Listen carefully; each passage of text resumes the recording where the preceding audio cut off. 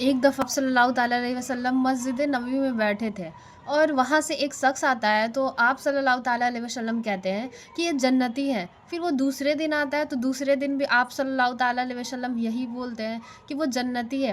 پھر تیسرے دن بھی آتا ہے تو آپ صلی اللہ تعالیٰ علیہ وسلم بولتے ہیں کہ یہ تو جنتی ہے۔ تو وہاں بھی صحابہ بھی ہوتے ہیں، تو وہ پوچھتے ہیں آپ صلی اللہ تعالیٰ علیہ وسلم سے کہ آپ نے ان کو جنتی کیوں کہا؟ حالانکہ آپ تو جلدی کسی کو یہ نہیں کہتے ہیں کہ وہ جنتی ہے یا پھر کون جنتی نہیں ہے۔ تو ایک صحابہ کیا کرتے ہیں کہ اس شخص کے یہاں چلے جاتے ہیں اور اس شخص کے یہاں جا کر کے قیام کرتے ہیں اور پوچھتے ہیں کہ کیا میں آپ کے ساتھ رہ سکتا ہوں؟ تو انہوں نے کہا کہ ہاں، آپ رہ سکتے ہیں میرے ساتھ۔ تو وہ شخص جاتا ہے اور رہتا ہے۔ تو پہلے دن جب وہ جاتا ہے تو رات کو جب سوتا ہے تو 5 وقت کی نماز پڑھنے کے بعد وہ شخص سو جاتا ہے۔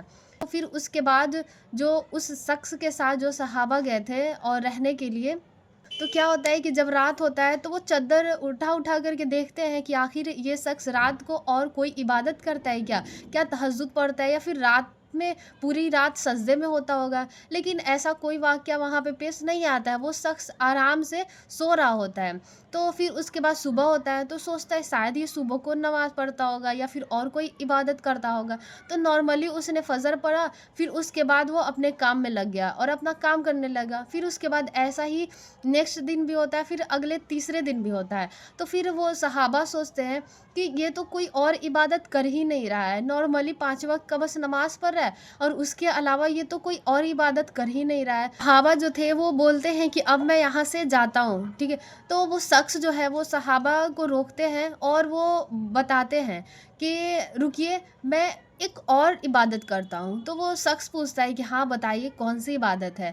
تو وہ شخص بولتا ہے کہ میں ہر روز رات کو جب سوتا ہوں تو میں ہر ایک لوگوں کو معاف کر کے سوتا ہوں۔ سبحان اللہ!